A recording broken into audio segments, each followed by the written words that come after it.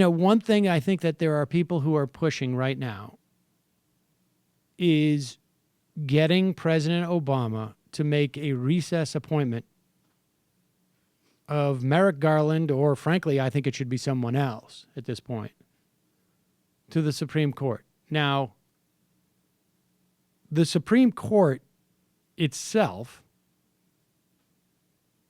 has ruled in the past on the question of recess appointments and greatly limited the president's ability to do so by narrowing the definition of what constitutes a recess. The case was National Labor Relations Board versus Noel Canning. And this was back in 2014. There are 4 elements to this case, or I should say to the ruling. One was, and this favors the president, the court ruled, and this is according to Lyle Denniston at SCOTUS blog.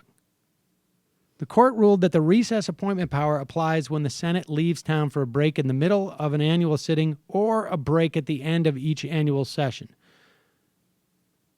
And we're not just at the end of a session, annual one, we're actually in between 2 actual Senates, right?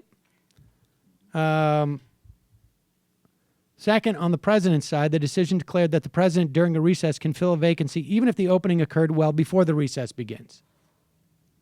Third, on the Senate side, the ruling made it clear that it has to last more than 3 days.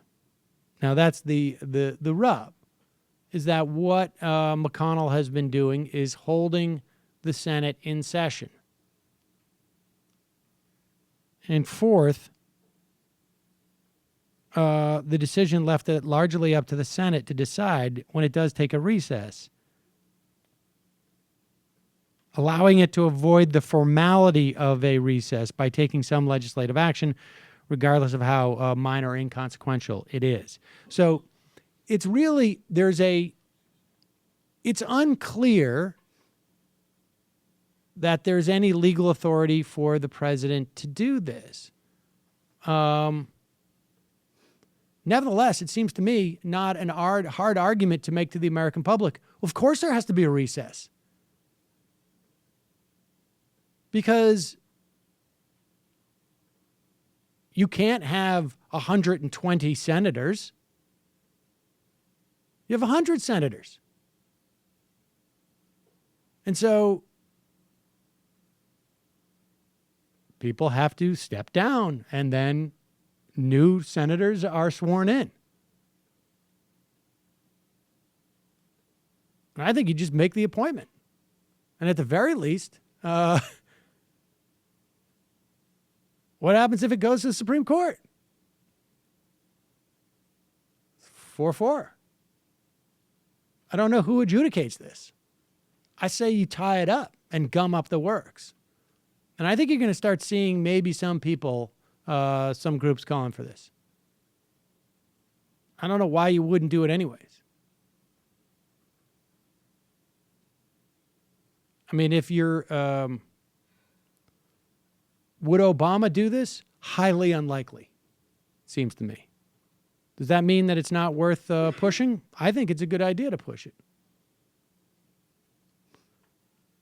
But we'll see. I mean, ultimately the question is going to be, do the Democrats attempt to obstruct like the Republicans did? Now, there's only so much you can do. They don't have a supermajority. You can attempt a filibuster. You could force them to nuke the filibuster. And I think that's probably a good idea. Because there's a lot of things they don't want to take ownership of. And I think the sooner you do it, the better. But something like this court thing seems to me, one of the few opportunities you have to sort of push it. Hey, it's Sam Seder. Why don't you subscribe to this channel? You can do so right Right over here. Some over. Subscribe.